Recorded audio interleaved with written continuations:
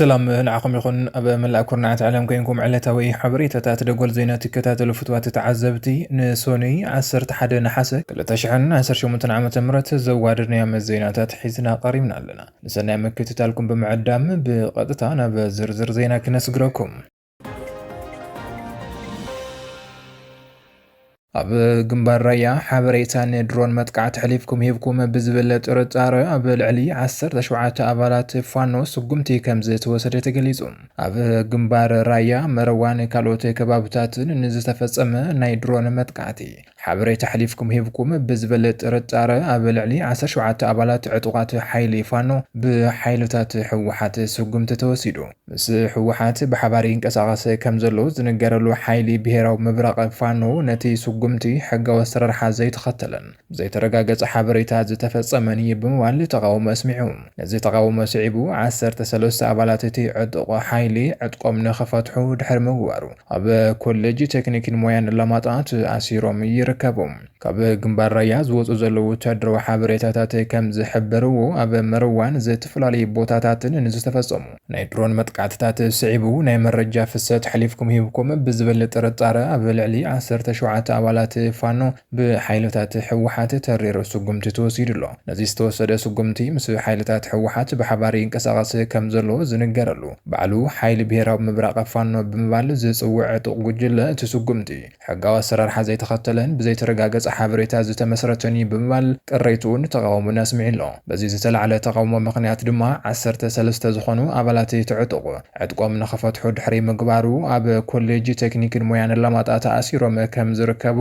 منጭታት አመልኪቶም አለው ኣብዚ ሕዝዋን ኣብ እሱሩ ዝርከቡ ኣባላት ብተወሳኺ ስጉምቲ ክውሰድሎም ይኽእል እዩ ዝብል ከቢድ ስጋት ከም ዘሎ ዝገለጹ እቶም ፍልፍላት ወታደራዊ ምንጭታት ነዚ ሓበሬታ ይግለጹ እምበር ካብቲ ዕጡቕ ጉጅለ ብወግዒ ዝተወሃበ ሓበሬታ ከም ዘየለን ተሓቢሩሎም أب كتما دانشا أب منغو سراويت مكلخالن أبالات الزبعي تكزن حيا لقجت كمزة العالة تقليزو بلتي تفتر قجت حاد العلوية مررح زبعي تكزا كمزة تغطلن أفتها كتما كبير وطرسافين ومهلاون من جتاتنا حبيروم أب كتما دانشا أب وشت حاد هوتيل أب منغو أبالات سراويت مكلخال حاقرن عطوقات الزبعي تكزن عندو تاو قجت مفتارو ناتقلت يركب نزي سعيبو دما أب كتما دانشا كبير وتدراون ستتاون وطرسافين يركب كاب كتما دانشا زوصو زلو حبريتاتات كم زحبرو أب وشتي حد هوتيل أب منغو أبالات سراويت مكلخال حاقرن أبالات عطوقات حيلي زبعي تكزن عندو تاوي ناي تخص قجتي كم زتلعلن أب منغو كلتي وغنات دما كبيد قداتي كم زبصحن تقليصلو باتي أب منغو كلتي وغنات زتفتر قجت دما حد العلوية مررح زبعي تكز تواقعو هيوتو كم زحالفت تحبيرو اتي قجت بمنتاي مغنياتي كم زتلعلن بتوسخي زبصح كالي توسخي قدات نزملكته كساب حزي زترخبه صوصي حبريتا يلن اتي نايت العلوية مررح موتو سعيبو أب كتما دانشا بركت زبلو وتدراو منقسقاسات ناتر ايو زركبن تخونو أب منغو سراويت مكلخالن أبالات زبعي تكزن زلو وطري بأزيو العل بركي تنهاهير مهلاون أفتا كتما دما كبيد نايت تتاسقات سفينو كم زلون اتي زوز حبريتا يردم عسكرين عزازي سراويت حيلي سلام تقراي ناب تقراي كياتو بسراويت تقراي كمز تخلكله تقليصو عسكرين عزازي حيلي سلام تقراي جنبار حادة تقادلاي محارك اللالي زعنت مكينة أب كيلا واجا كي تحلف بعطوقات حوحات تأقيدا من بارا تقليصلو هيوتو زحلفة مكتل عزازي جنبار حادة حيلي سلام تقراي TPF تقادلاي محارك اللالي عسكرين زعنت مكينة ازي زينا كساب ندالو أب كيلا واجا بعطوقات حوحات كي تحلف تخلكيلا كم زلا تقليزهم هيوتو زحلفة مكتل عزازي جنبار حد حيلي سلام تقراي TPF تقدلاي محارك اللالي كاب عفار تبقيسو كاب عفار تبقيسا ناب تقراي تمزز نبرت عسكرين زعنت مكينة أب كيلا واجا بعطوغات حوحات كي تحلف تخلكيلا من بارا تقليزهم ነቲ አስከሬን ዓጂቦም ይጓዓዙ ዝነበሩ አካላትን ስድራቤትን ኣብ ከቢድ ናይ ጸጥታ ሻغሎትን ስጋኣትን ኣትዮም ከም ዝነበሩ እቲ ዝተረኸበ ሓበሬታ ይረድእ። እቲ ምእጋድ ዝተፈጸመ ኣብቲ ናይ ደቡብ ትግራይ ዝወስድ መስመር ኣብ ዝርከብ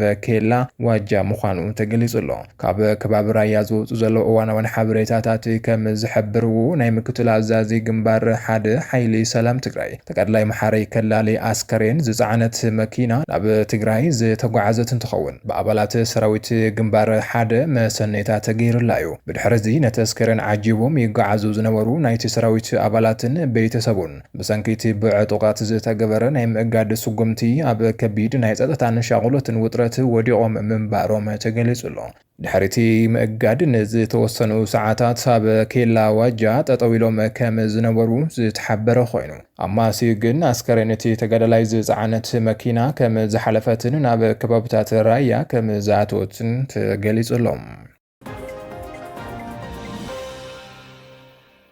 ምስ ትግራይ ኦሮሞ ሶማልያን ካልኦት ዝተፈላለዩ ሓይልታትን ብምዃን ንስርዓት ኣብይ ኣሕመድ ንምእላይ ኣብ ስምምዕ ተበፂሐሎ ክብል ላዕለዋይ ኣመራርሓ ፋኖ ዘመነ ካሴ ገሊጹ። ኣብ ወንበር ኣፈ ባሃን ዘመነ ካሴ ምስ ጋዜጣ ሌቴምፒስ ኣብ ዝገበሮ ቃለ መሕተት ካብ 7 ዘይውሕዱ ናይ ፖለቲካ ውድባት ማለት እውን ትግራይ፣ ኦሮሞ፣ ሶማልያን፣ በርታን ጉምዝን ምስ ፋኖ ብሓባር ንምቅላስ ኣብ ስምምዕ ምብፅሖም ኣፍሊጡ። ሓይልታት ፋኖ ኣብ ዝሕዚ እዋን ልዕሊ 80 ሚእታዊት ገጠራትን በርከት ዝበላ ንኡሳነ ከተማታትን ይቆጻጸሩ ከም ዘለውን ካብቶም ዝተዋፈሩ 13 ናይ መንግስቲ ኮማንዳት ነቶም 10 ከም ዝሰዓርዎም ተገሊጹ። መንግስቲ ኣብ ልዕሊ ሲቪላት ኣብያተ ትምህርትን ገዳማትን ናይ ድሮን መጥቃዕቲ እናፈጸመ ምዃኑ ብምሕባር ሕብራት ዓረብ ኤምሬትን እስራኤልን ናይ ድሮንን ቴክኒክ እንደገፍ እናገበራ ምዃነን ኣመላኺቱ። ኣብ ወንበር ብሄራዊ ምንቅስቓስ ኣምሓራ ፋኖ ዘመነ ካሴ ብቋንቋ ፈረንሳይ ምስ ትሕትም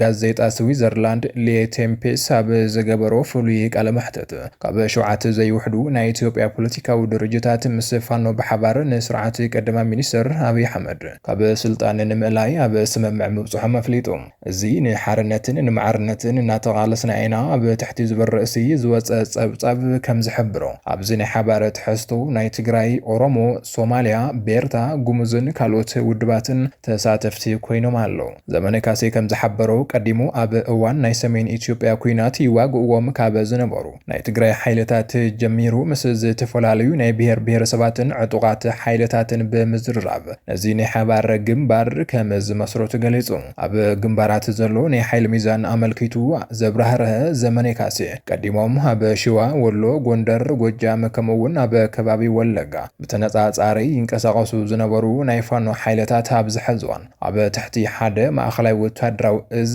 ምእካቦም ኣፍሊጡ። ብመሰረት መግለፂ ዘመነ ካሴ ሓይልታት ፋኖ ኣብ ዝሕዝዋን ልዕሊ 80 ሚእታዊት ናይቲ ክልልን ገጠራትን በርከት ዝበላ ንኡሳነ ከተማታትን ይቆጻጸሩ ከም ዘለዎ ገሊጹ። ብተወሳኺ መንግስቲ ናብቲ ክልል ካብ ዘሰለፎም 13 እዛት ውሽጢ እቶም 10 ኣብ ውግእ ገጢሞም ከም ዝሰዓርዎም ገሊጹ። ኣብ መወዳእታ መንግስቲ ኣብ ልዕሊ ንጹሃን ዜጋታት ኣብያተ ትምህርቲ ዕዳጋታትን ከም በዓል ገዳም ኣባይ ጊዮርጊስ ቅድስት ኣርሴማ ዝበሉ ናይ ሃይማኖት ቦታታትን ዘይዝኾነ ፍልልይ ናይ ድሮን መጥቃዕቲ እናፈጸመ እዩ ብምባል ከሲሱ። ነዚ ናይ ድሮን መጥቃዕትታት ብዝተኣሳሰረ ድማ ሕብራት ዓረብ ኤምሬትስ ናይ ቱርኪ ስርሒት ዝኾና ድሮናት ንመንግስቲ ብምቕራብ እስራኤላውያን ድማ ናይ ቴክኒክ ደገፈ ብምሃብ ኣብ ውሽጢ ጉዳይ ኢትዮጵያ ጣልቃ እናተው እዮም ብምባል ዘመነ ካሴ ተሪር ነቐፊቱ ገሊጹሎም። بخالي زينا بسعود عرب بسقامي كونتات زنبرو كلتا شحنة كلتا ميسن عصر تخلطان إثيوبياويان ناب هاجروم تمليسوم بسعود عرب بسقامي كونتات كساقا يزيز أنحو كلتا شحنة كلتا ميتن عصر تخلطان إثيوبياويان زيغاتات بسلام ناب هاجروم تمليسوم على كبلو ميدياتات إثيوبيا زبزيوم زوم زيغاتات هبزي سومن بزتخايدة نا عصر تزور براراتات بيلوم يوم ناب هاجروم تمليسوم زلو كفتم تملسو زيغاتات كلتا 210 ደቂ ተባዕትዮ ሓንቲ ጓል ኣንስተይቲ ሓደ ህፃን ከምኡ እውን 38 ትሕቲ ዕድመ ህፃናት ይርከብዎም ተባሂሉ እዞም ኣብ ስዑድ ዓረብ ኣብ ኣዝዩ ኣጸጋሚ ኩነታት ክሳቀይ ዝጸንሑ 2212 ኢትዮጵያውያን ዜጋታት መንግስቲ ኢትዮጵያ ምስ ስዑድ ዓረብ ብዝገበሮ ዘተ ብሰላም ናብ ሃገሮም ናይ ምምላስ ስርሒት ተኻይዱ ከም ዘሎ ተገሊጹ እዚ ናይ ምምላስ ስርሒት ኣብዚ ሰሙን እዚ ብዝተኻየደ ናይ 10 ዙር በረራታት ዝተኸናወነ ኮይኑ ነቶም ኣብ ስዑድ ዓረብ ኣብ ዝተፈላለዩ ማእኸላት ኣብ ከቢድ ናብራን ጸገምን ዝነበሩ ዜጋታት ናብ ሃገሮም ናይ ምምላስ ጻዕሪ ክቐጽል ምዃኑ ተሓቢሩሎም ኣብ ስዑድ ዓረብ ምስ ሕጋዊ ምዝዋር ሓሽሽ ተዛሚዱ ተጋሩ ዝርከብዎም ልዕሊ 60 መናእሰይ ሞት ፍርዲ ዝተፈረዶም እንትኾኑ ክሳብ ዛጊድ ልዕሊ 10 መናእሰይ ተጋሩ ተሰይፎም ምህላኦም ዝረኸብናይ ሓበሬታ የረድም ሰራዊት ሱዳን ኣብ ሰሜን ኮርዳፋን ናይ ሓይልታት ቁልጥፍ ደገፍ RSF ድሮን ኣውዲቑ ማዕኸን ዜና ሱዳን ትሪቡን ሎሚ ሶኒ ኣብ ዘውፅኦ ጸብጻብ ሰራዊት ሱዳን ነታ ብሓይልታት ቁልጥፍ ደገፍ RSF እትዝወርን ርሑቕ ርሕቐት እትጓዓዝን ድሮን ኣብ ክልል ሰሜን ኮርዳፋን ተኩሱ ከም ዘውደቐ ኣፍሊጡ እዚ ኣብዚ ወርሒ ብሰራዊት ሱዳን ዝወደቐት ካልአይቲ ዘመናዊት ድሮን ምዃና እቲ ማዕኸን ዜና ሓቢሩሎ ከም ጸብጻብ ሱዳን ትሪቡን ወሃብ ቃልቲ ሰራዊት መግለጺ ብምሃብ ክፍለታት ጸረ ነፈርቲ ነታ FH95 ዝዓይነታ ተጸባይት ድሮን ኣብ ከባቢ ጁሬጅኽ ዝበሃል ናይ ሰሜን ኮርዳፋን ቦታ ከም ዘውደቑ ሓቢሩሎ እቲ ማዕኸን ዜና ወሲኹ ከም ዝገለጾ ሓይልታት ቁልጥፍ ደገፍ RSF ኣብዚ ቅርብ እዋን ኣብ ባራ ጃባራት ኣልሸኽን ከምኡ እውን ናብ ርእሰ ከተማ ኤል ኦበይድ ኣብ ዝወስድ ቁልፊ ጽርግያን ኣጠቓቕማ ድሮን ብበዝሒ ኣበርቲዕዎ ይርከብ ኢሉሎ ተወሳኺ ኣብ ዘይኑ ከም ዘስፈሩ ሰራዊት ሱዳን ዝሓለፈ 25 حمله ኣብ ዝፈጸሞ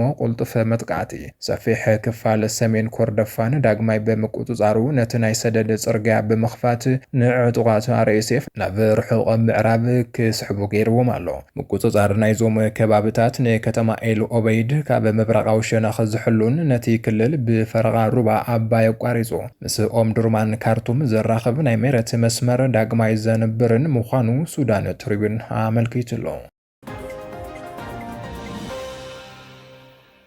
خبركم تخطاتلتي مدباتنا نزي ساعات زوادنا مزينات تبزي زازي من لنا نمكتتالكم نمسكن سلام